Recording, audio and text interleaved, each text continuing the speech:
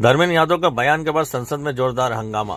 बता दें कि संसद के विशेष सत्र में महिला आरक्षण, जाति जनगणना और परिश्रम बिल को लेकर बहस उस वक्त और तेज हो गई जब सपा सांसद धर्मेंद्र यादव के बयान के बाद आरक्षण मुद्दा गर्मा गया। धर्मेंद्र यादव ने कहा कि उनकी पार्टी तब तक इस प्रस्ताव का समर्थन नहीं करेगी जब तक ओबीसी, पिछड़ा वर्ग और मुस्लिम महिलाओं को उचित प्रतिनिधित्व नहीं दिया जाता। संपूर्ण विपक्ष की ओर से इसका हम पुरजोर विरोध करेंगे। सभापति जी, एक याद बात, और इस बिल के अंदर जब तक पिछड़े वर्ग की महिलाएं, जब तक मुसलमान भाइयों की महिलाएं नहीं शामिल की जाएंगी, हम समाजवादी लोग इसका साथ नहीं देंगे। वहीं गृह मंत्री अमित शाह ने धर्मेंद्र यादव के बयान को असंवैधानिक बताते हुए कहा कि संविधान धर्म के आधार पर आरक्षण की अनुमति नहीं देता। उन्होंने साफ कहा कि मुस्लिम महिलाओं को धार्मिक आधार पर आरक्षण देना संभव नहीं है। धर्मेंद्र यादव जी ने एकदम गैर संवैधानिक बात करी, मुस्लिम महिलाओं को आरक्षण की। मान्यवर, हमारा संविधान किसी भी प्रकार के धर्म के आधार पर आरक्षण की कतई मंजूरी नहीं देगा। और मैं फिर से संकल्प सरकार का बताता हूं कि धर्म के आधार पर मुस्लिमों को किसी भी प्रकार का आरक्षण गैर संवैधानिक है, इसका सवाल ही पैदा नहीं होता है। वहीं केंद्रीय मंत्री किरण रिजिजू जी ने भी इस मुद्दे पर प्रतिक्रिया दी। किरण रिजिजू जी ने कहा कि मुस्लिम महिलाओं के लिए आरक्षण की मांग असंवैधानिक है और इस मुद्दे को धर्म के आधार पर नहीं उठाना चाहिए। उन्होंने कहा कि चर्चा सभी महिलाओं के अधिकारों पर होनी चाहिए। अभी जैसे हमारा समाजवादी ने कहा कि मुस्लिम महिलाओं का आरक्षण होना चाहिए, ये असंवैधानिक बात इस तरह का रूल 72 में ना बोले। धर्म के नाम पर यहाँ रिजर्वेशन नहीं हो सकता, संविधान में नहीं है, इस तरह का बात ना करें। पूरा देश का महिलाओं के लिए बात करना चाहिए। आप मुस्लिम महिलाओं का क्यों बात करते हैं? ये राजनीतिक है, ऐसा मत कीजिए। इस दौरान कानून मंत्री अर्जुन राम मेघवाल ने परिश्रम बिल 2026 सदन में पेश किया। मैं आपकी अनुमति से ये प्रस्ताव करता हूं कि परिसीमन विधेयक 2026 को पूर्व स्थापित करने की अनुमति दी जाए। बिल पेश होते ही विपक्ष ने कड़ा विरोध जताया। केसी वेणुगोपाल ने इसे संविधान की भावना के खिलाफ बताया, जिसके बाद सदन में हंगामा शुरू हो गया। I raise here to object the bill introduced by Mr. Meghwal ji and Amit Shah ji. Sir, this actually is a fundamental. This bill is completely a fundamental attack on Indian federal structure, sir. So, what exactly the intention of the introduction of the bill? This is what the entire country is now watching. Last 2023, Lok Sabha and Rajya Sabha, the Parliament passed a bill ensuring 33% women reservation in the Parliament and Vidhan Sabha. 1 minute, sir. Let me finish, sir. 1 minute. In 82, completely provide the protection for fixing the seats of state on representation basis, sir.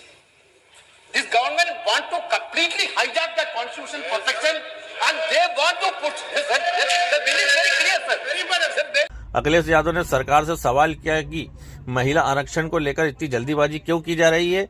उन्होंने कहा कि जनगणना के बिना परिश्रम करना सही नहीं है और पहले जनगणना कराई जानी चाहिए। जल्दीबाजी क्यों है आपको जल्दीबाजी क्यों है? महिला विधेयक के पक्ष में हम, आप जनगणना क्यों नहीं कराना चाहते? ये अध्यक्ष महोदय, आप सेंसस ये इसलिए नहीं करना चाहते हैं कि जैसे ही जनगणना होगी हम सब लोग जाति गणना मांगेंगे, जाति गणना होगी तो हम आरक्षण मांगेंगे, इसीलिए आप लोग धोखा दे करके आना। इस पर अमित शाह ने जवाब दिया कि जनगणना की प्रक्रिया शुरू हो चुकी है, कि सरकार ने जाति की जनगणना करने का निर्णय ले चुकी है और आप बैठिए बता दो। अरे बैठिए भाई, बैठिए। और जाति के साथ ही ये जनगणना हो रही है। इसके साथ ही अखिलेश यादव ने सवाल उठाया कि क्या मुस्लिम महिलाएं आधी आबादी का हिस्सा नहीं है। अनडेमोक्रेटिक बात माननीय मंत्री जी ने कही। हो सकता है उन्होंने धर्म की बात कही हो, लेकिन पूरा देश आधी आबादी को आरक्षण चाहता है।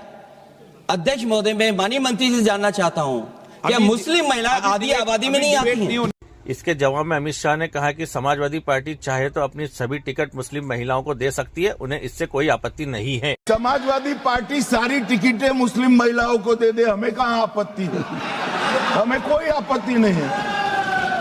दरअसल सदन के विशेष सत्र के दौरान बोलते हुए अमित शाह ने समाजवादी पार्टी के सांसद धर्मेंद्र यादव की टिप्पणी को असंवैधानिक बताया। अमित शाह ने कहा कि धर्मेंद्र यादव ने असंवैधानिक बयान दिया है। हमारा संविधान धर्म के आधार पर आरक्षण की इजाजत नहीं देता। मुस्लिमों को धार्मिक आधार पर आरक्षण देना असंवैधानिक है और इसका सवाल ही नहीं उठता। यहाँ बहस संसद में महिला आरक्षण ढांचे लागू करने को लेकर चल रही चर्चा के बीच सामने आई। गौरतलब है कि लोकसभा के विशेष सत्र में गुरुवार को केंद्रीय कानून मंत्री अर्जुन राम मेघवाल ने परिशीलन बिल 2026 पेश किया।